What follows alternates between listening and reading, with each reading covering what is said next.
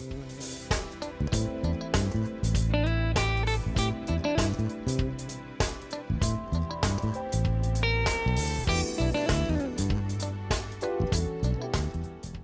I'm Kenny Anderson, Director of Multicultural Affairs for the City of Huntsville, and welcome to Impact. Each week we bring you information about exciting things that are happening in our community, and today will be no different. Now, if you've been watching the show for some time, you know that one of the topics that I love to talk about most is work with young people and the different programs throughout our community that are seeking to make a difference. I've got a very special program to talk about and introduce some of you to today. The founder of that program is with me, and we're going to be talking with him about that program and lots more. L.C. Smith is the founder of Our Fathers M.A.D, Making a Difference. And we're so happy to have him this afternoon on the broadcast. Welcome to the show. Thank you, sir. I'm glad to be here. It's good to have you. You know, anytime I talk with somebody about working with young people, I can only imagine from an emotional perspective how demanding that might be. And I know that the work and the challenges that are facing young people today are sometimes enormous. Yes. I want to talk with you today about your organization and how you're seeking to make a difference, especially with that target population of young boys and young men. Okay. So let's talk first of all a little bit about how you got your organization started. And it's a unique way that you spell it also. So tell us about that. It is. It's the letter R. Fathers, M.A.D, M.A.D is an acronym, and that's Real Fathers Making a Difference. I began to write a book about the importance of fatherhood, and I decided to actually go out and do something about it. And that's where Our Fathers, M.A.D just kind of dropped in my spirit, and that's where it was born. Let me stop you right there for a minute, because you're blowing right through that. I want people to understand how you channel this passion for, say, writing a book, and exploring a subject, to actually doing something and inserting yourself in the story, because that is part of the story. Because a lot of people will see the challenge, but they won't really inject themselves into it. How did you make that transfer? Well, I realized that there were a lot of people who I knew that was in my circle that didn't have fathers involved. And if you watch the TV, follow celebrities who are successful, you always hear a story about father not being involved. And I kind of felt like the society kind of gave fathers a pass, which I did not want to give fathers a pass, because fathers are important. So I began to write a book about the importance of fatherhood to hopefully encourage young men to be great fathers, and the importance, the role that fathers make. So as I began the process, I felt like a book wasn't enough. Let's actually go out here and let's plant some seeds, because I began to realize that those aren't seeds that was planted to me. You know, I didn't have anyone talk to me about being involved. You know, be sure that you don't have children before you're ready. You know, make sure you're married before you have children. No matter what the circumstances are, you still need to be sure you're involved with your children. You know, make sure you can pay to take care of your children. You know, don't put yourself in a situation where mom have to take care of your children. I never had any of those conversations.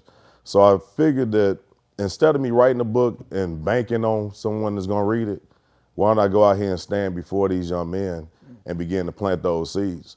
And hopefully out of those conversations and those seeds being planted, they'll think about it as they begin the journey through life as young men.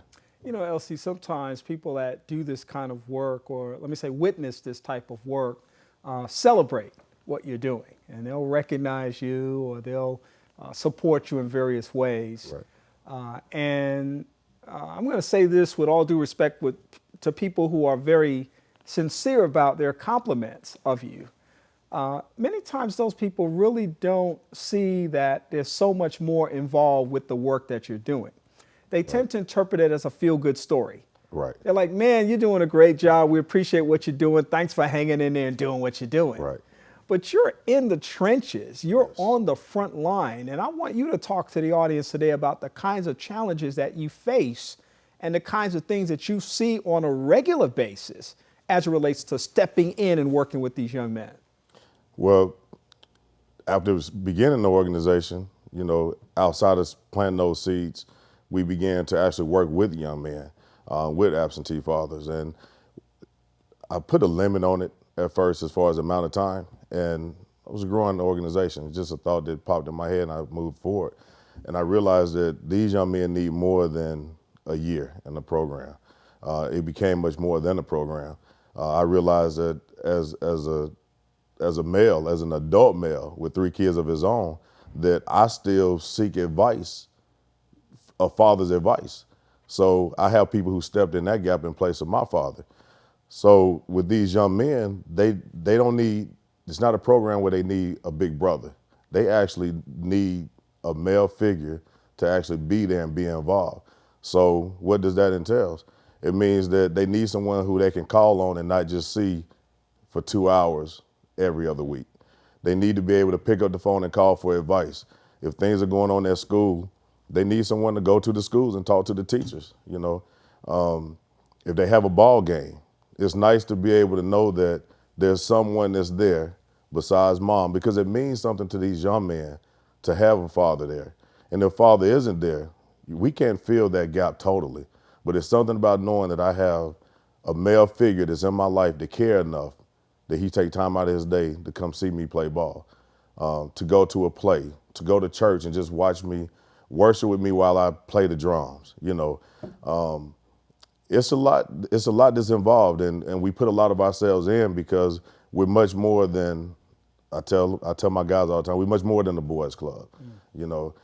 So I have more expectations out of my mentors, probably more so than most organizations may have, because of the fact that these guys need more than someone just to sit down, maybe rant or plant some seeds and leave and go home, and then it's no more contact, no more involvement until 2 weeks later. Those things are good, but we're offering just a lot more substance, because we all know, dealing with just even us coming up, we had our ups and we had our downs, so they need somebody to ride with them when they're up and when they're down, to reel them back in, and sometimes you need to be available. You have to be available in order to make that happen.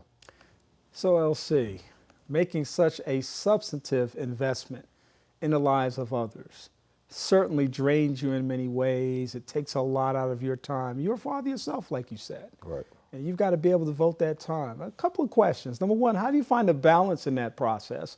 And then how do you find yourself waking up day in and day out and still feeling as committed as ever to moving forward with Our Father's M.A.D? Balance is important.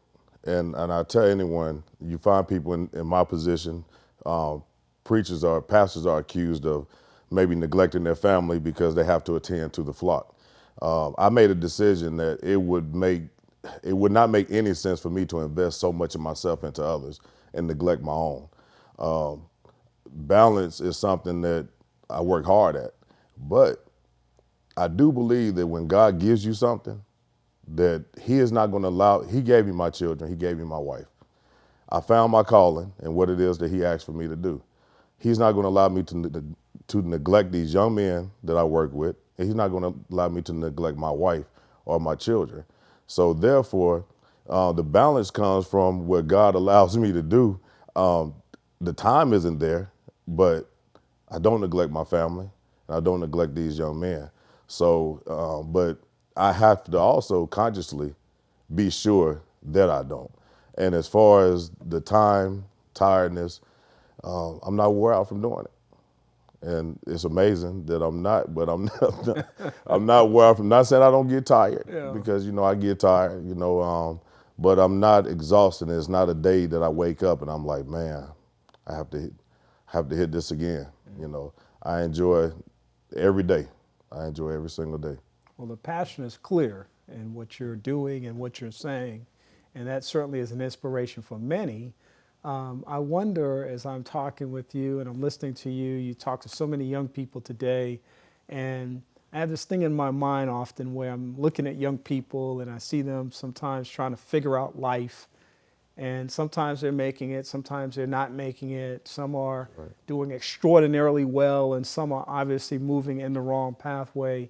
We're in a room with young people, full of young people, and then we got a bunch of adults here. The adults can't say a single thing but sit down and listen to these young people. What kinds of things do young people want adults to know about their lives? Oh, man. One thing that young people want adults to know is that youth, they have real things that's going on in their lives. A lot of times parents will tell their kids, what are you stressing for? You don't have any stresses. You just have to worry about school. The reality is that our young people deal with a lot of stressors, even more so than we did. When it comes to, think about a 14-year-old, who's trying to make the grade, has deadlines, trying to learn about girls, trying to learn, and especially imagine if the father isn't there, trying to learn about himself, his identity, religion. A lot of young people, is struggling with, do they believe, and I hear all these things. Clothes, if they can't afford, mom can't afford it, they deal with these things at school, being bullied. It's so many things, divorce, even the things that the parents deal with, the kids deal with, but we don't recognize that. And a lot of times when I deal with youth, I let them know, look, I understand that you have issues. I understand that you have stressors and you have things that you deal with, legit things that you deal with. And I'm not going to overlook that. I want to acknowledge that I see that. But the question is, what is it that we can do to eliminate some of those things? So youth appreciate the fact that you recognize those things. And not to go any further with that, because I could go on and on, but I will say another thing that youth would like is to hear some positive things. Sometimes as adults, the only thing we do is just look at just the negative things. And they got A, D, F, although we definitely gonna harp on that F, Yeah. but can we at least acknowledge the fact that you got an A in math, but just hearing some positive things, they want to hear that, and especially young males, they have egos, and sometimes in order for them to achieve and to have a desire to do better, they need to hear some positive things in order for it to happen, for them to even put forth an effort to make it happen. So those are two things for sure. Yeah, those are some great insight. I hope that people have definitely taken note of that. I think you really kind of given us a glimpse inside of young people's thinking in ways that we as adults need to pay more attention to. I often say to parents, or have said to parents over the years when I was a professional counselor and an educator, that if your child comes home with a C, and the last semester they had a D, or the last reporting period they had an F. Right. That's progress. Right. Let's celebrate the progress. That's true. You want them to do better still, and there's probably some things that we can do to encourage that, but don't kill the progress. That's right. Don't kill the enthusiasm, the motivation that a person has to experience even small steps in their journey, and that's so very important to talk about. L.C., I've really enjoyed talking with you today. I know people can contact you through a website. If you can give us some information about how they can contact you to find out more about your organization, we would appreciate it. Okay. The website is the letter R, Fathers, M.A.D, M-A.D.org, and the phone number is 256-517-8395. All right. Thank you for being with us today, and I'd like you to come back sometime and give us a progress report, maybe bring one or two of your shining lights with you. Oh, man, we would love that. All right. For sure. We'll look forward to having that happen. All right. L.C. Smith, thank you. Thank you, sir. I want to thank you for being a part of our broadcast today also, and hope that you've benefited from all the great information that L.C. Smith, the founder of Our Fathers M.A.D. That's Responsible Fathers Making a Difference. We hope that you'll take some opportunity to check out the website that we're posting online for you to get more information about that. And we hope that you'll like our Facebook page. That's Impact with Kenny Anderson, where we have images of the broadcast as well as the actual video of the show that we're talking about right now. For Impact, I'm Kenny Anderson. I hope that you have a great rest of the day, and I'll talk to you again soon.